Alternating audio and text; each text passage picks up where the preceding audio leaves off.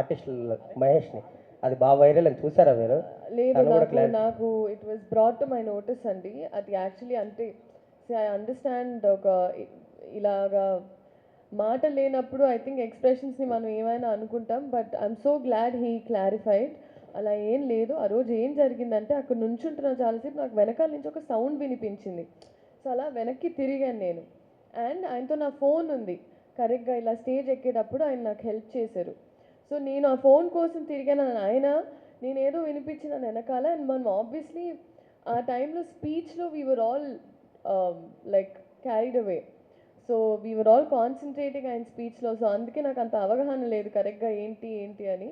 But nothing at all. ఇలాంటి clips వస్తూ ఉంటాయి చాలా ప్లేసెస్లో, కానీ నథింగ్ లైక్ దట్ హ్యాపెన్.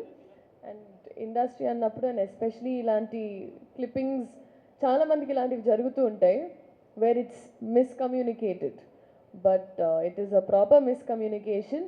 నాకు ఇంకా అంత చాలా సీన్స్ కూడా చేశాను. There is nothing like that. So ఏది ఒక మనిషి వర్బల్గా చెప్పే వరకు ఏది నమ్మకండి అని నేను చెప్తాను. ఎందుకంటే Instagram can be very receiving. నాకే ఆ రోజు చూసిన వెంటనే ఐ ఫెల్ట్ వెరీ బ్యాడ్.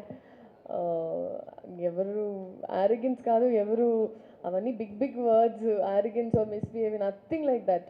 ఎప్పుడైనా నా నుంచి అయినా ఇండస్ట్రీలో ఎవరి నుంచి అయినా మేమేమైనా చెప్పాలనుకుంటే మేము మా నోటి ద్వారా చెప్పేస్తాం. మీరు క్లిప్పింగ్స్ అలా నమ్మకండి. Thank you. All the best అండి మీ హరీష్ అందరికీ. గారు, హరీష్ గారు, ఇది గబ్బర్ సింగ్ అనే టైటిల్